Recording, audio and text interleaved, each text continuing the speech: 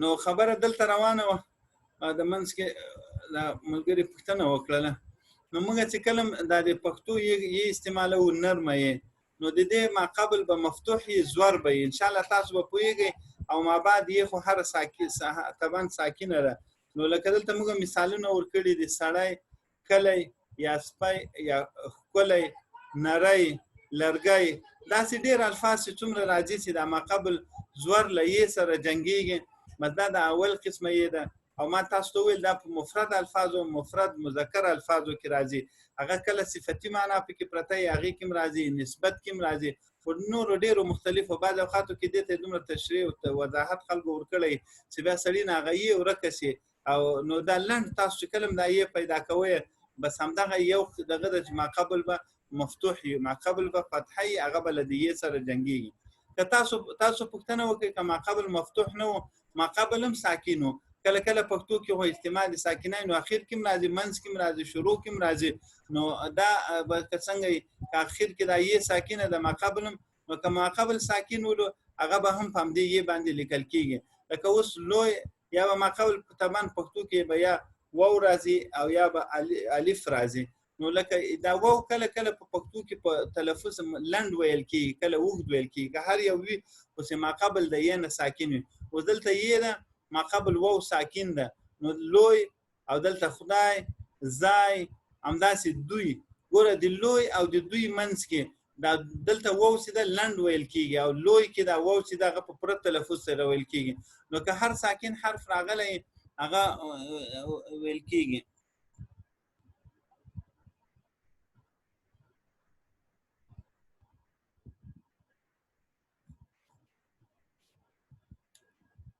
نو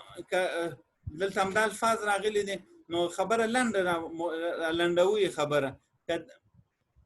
که دغه یې چې کوم ته موږ نرمه یې ورته وایو نرمه یې چې چېرته راغلي که دا موږ دغه تلفظ ما قبل مفتوح وي لکه دا مثالونه دي دې کې تاسو یو مثال یاد کړئ نورې په هغې باندې قیاسوئ نو دا به په همدې یې لیکل کېږي بې ټکو سره او که چېرته ما قبل هم ساکن و لکه لوی ټکی دلته واو ساکن ده خدای الف ساکن ده ځای دوی خوی بوی دې ټولو کې ما قبل چې ده هغه ساکن ده نو بیا هم هغه سکون ته د اعتبار ده بس همدغه یې به ویل کېږي دواړه ساکنین رالو دي کې دا بله یې نه ویله کېږي همیشه چې لیکئ دغه اول قسم یې ده نرمه یې انشاءالله دې باندې په پوه شوي د دې ما قبل حرکت چې ده هغه مفتوح همیشه راځي بل دغه څرګنده یې ده څرګنده یا معلومه یې ورته ویل کېږي دا څنګ په څنګ دوه ټکي لري دوه ټکي څنګ په څنګ لري او د دې تلفظ چې ده دا ما قبل مکسور وي د دې د تیرې یې ما قبل مفتوح و د دې مکسور و لکه اوس دلته سړی راړې طبعا زیر لري کلی لامه یې زیرلی داسې ویل کېږي یا سپي پی یې زیر پي داسې غوړي همداسې مختلف الفاظ چې څومره راځي که ما قبل مکسور و نو هغه په همدې یې باندې لیکل کېږي انشاءالله دا دومره یې باندې هم لږ دې کې وضاحت زیات خو د دې لپاره چې ملګري په اول ځل لنډه توګه دغه غټ ټکي وپېژني وروسته که بیا تفصیل باندې دوی وګوري یا مختلف ګروپونو کې هم نشر کېږي اینه بیا اضافي استفاده دوی کولی شي درېیمه یې ده مجهوله یې مجهوله یې چې ده دې سر په سر دوه ټکي لري او دا اکثر ما تاسو ته عرض وکړو اماله کله چې د فتحې او د کسرې منځ کې تلفظ وي نو هغې کې لکه سرې کې اوس دا ری که فتحه درلودی دا به سری ویل کېدو که یې کسره درلودی سري به ویل کېدو خو دا د امالې په ځای ویل کېږي د فتحې او د کسرې په منځ کې سرې مڼې دلې اورې نو دا ټول الفاظ چې دي یا دې ته ورته نور الفاظ چې تاسو وایاست چې کله هم دا د فتحې د کسرې منځ کې نو هغه به په دې دغه باندې ویل کېږي په همدې یې باندې به لیکل کېږي او باید تاسو په دې یې باندې ولیکئ دومره یې ځینې لیکوالان داسې کوي هغه کلمې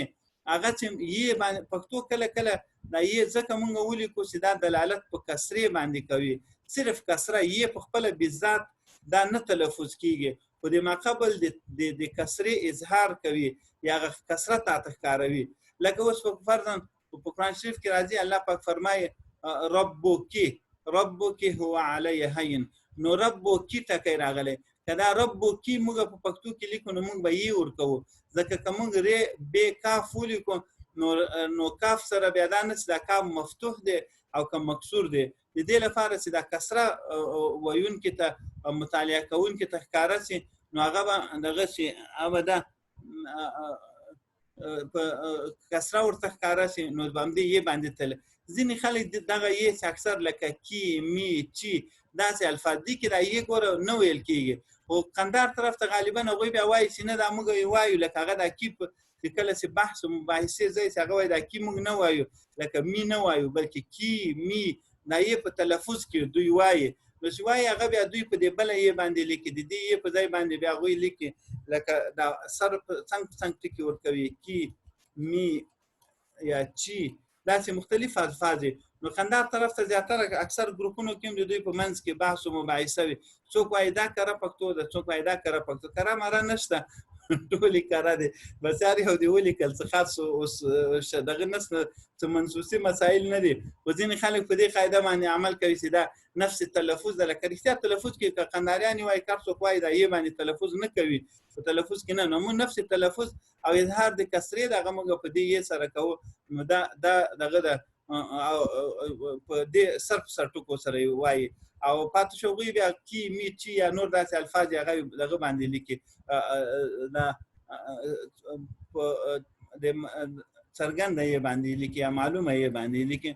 نو به هر تقدیر دا مسله ان شاء الله دلته ختم شوله. یو خبره یاد ساتئ کله مؤنث جمع لغات دلته چې موږ تاسو ویل اوله یې چې دا په مفرد الفاظو کې راځي او دا څرګنده یې معلومه یې د اکثر په جمع الفاظ استعمالي کی په جمع اکثر جمع مذکر الفاظو کې استعمالي لکه اوس دلته موږ لیکلي یګانی د امغه قاعده لمخې باید دا څنګه ټکی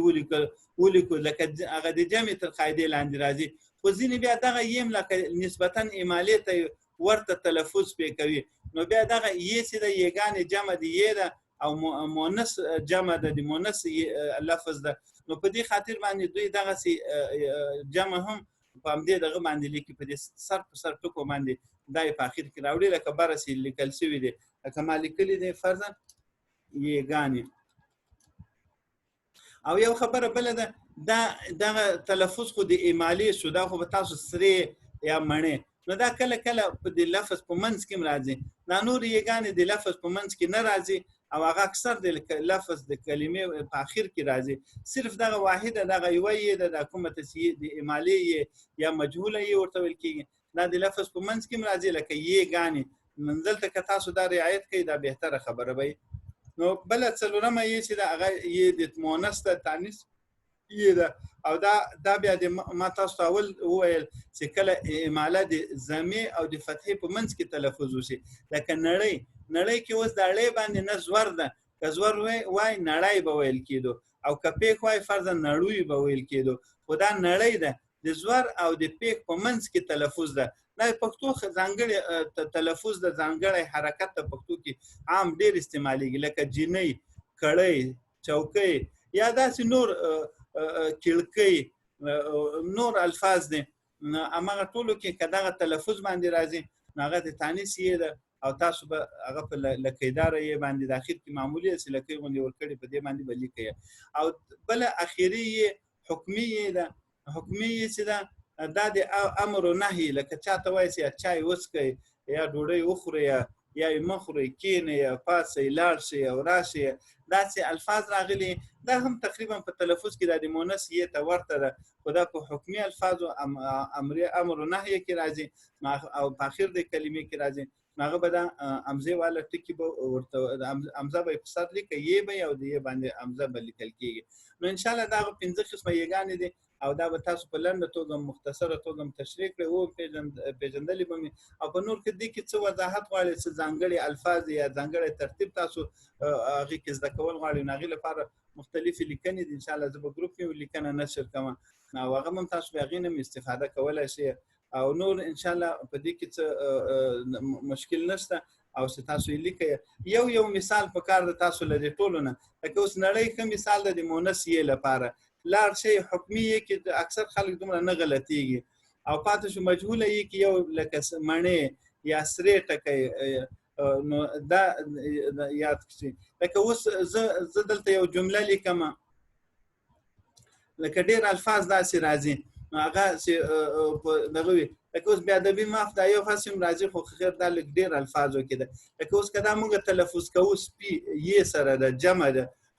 تلفظ کېږي او که دا د دې مؤنث مفرد تلفظ کوو نو هغه به لیکو یې نو هغه به په لکیداره سپی تلفظ کېږي او که فرضاً د دې مفرد مذکر لیکو نو هغه به بیا په بیټکو به لیکل کېږي لکه سپی یا داسې مختلف نور الفاظ راځي لکه اوس سړی ده دا اوس سړی تلفظ کېږي همدا ټکي ورته ورکړو سړي تلفظ کېږي او بل فرضاً دا ټکي صرف سړی اوبه اوس دا نه سړی دی نه سړي بلکې سړی اوبه ته اوبه راوړه لکه یخې اوبه راوړه نه دا هغه په دې تغه باندې کېږي او بله دا یګانې کله ناکله ځینې داسې چې له چا سره خفګان ته ورسېږي نو خفګان حتی پرې رسېدل هم ضروري نه دی دا اکثر له سیاق و سباق نه تلفظ کېږي که چېرته ستا مقصد دا مفرد مذکر دغه لفظ مفرد مذکر دی مراد نو بیا جمله کې حکم هم په مفرد مذکر باندې شوی نو هغه بیا نو بل ته د جمع تلفظ یا د مؤنث تلفظ په نشي کولای نو په دې خاطر باندې سیاق او سباق هم نو څوک چې اهل زبان وي هغه ته دومره ستونزه نه وي خو بیا موږ لیکلي رسم خط هغه د پښتو په اصطلاح علماو یا ادیبانو لیکوالانو دا ورته مختص ګرځول یا مشخص کړي دي ورته چې دغه یاګانې استعمال شي او دا په لیکدود کې وکارول شي خو ځینې داسې الفاظ هم دي ضروري نه ده چې موږ ټول الفاظ دا په عربي کې هم دي چې موږ څنګه لیکل کېږي د هماغسې تلفظ هم پرې وشي دا ضروري نه ده عربي کې ډېر الفاظ دي یو لفظ د په شلو معناو باندې راغلی په ظاهر لیکل کېږي یو خو معنا یې ډېرې وي نو ضرور نه ده موږ به یو ټکی لیکو فرضاً سین پی یې لیکو او معنا د متعدد مختلفې ترې واخلو سیاق و سباق نه په استفادې همداسې عربي کې ده فرضاً عربي کې یو ټکی ده فتنه ټکی ده فرضاً فتنه ټکی که موږ راواخلو په 15-16 معناو باندې راغلی نو اوس خو داسې موږ نشو ویلی چې دا په هغه معنا راغلی نه دي داسې ولیکل چې په دې معنا چې دغه دې داسې ولیکل چې یا پښتو کې موږ نور الفاظ لرو لکه اوس زه لیکم زړه اوس او یا لیکم زړه ټکی او د زړه او زړه په ظاهر د تلفظ له مخکې یو شان لیکل کېږي اوس تاسو دې تلفظ کې فرق نه سي راوستی دا به موږ له سیاق و سباق نه به پېژنو چې دا اوس څنګه تلفظ یا زړه ده او که زړه ټکی د زړه قلب ته ویل کېږي او زړه چې زوړ شي ته زړه ښځه یا داسې لفظ وي هغې لپاره استعمالي نو دې کې ډېر الفاظ داسې اوس هم په پښتو کې شته چې د هغوی تلفظ لیکلي یو قسم کېږي او تلفظ مختلف کېږي نو که اوس موږ په یو یګانو باندې هغه هم زده کړي او بیا خلکو ته وایي چې ولا یګانې او دا دونه دغه دي ما زده کړي دي ډېر داسې الفاظ موږ لرو اوس ما لیکلي نه دي که نه ډېر زیات الفاظ چې هغه ټول لیکل کېږي یو قسم او تلفظ بیا بل قسم کېږي نو دا د یګانو درس مختصر غوندې نور هم په لوی الله سپارو الله هم حافظ و ناصر سره السلام علیکم ورحمة الله وبرکاته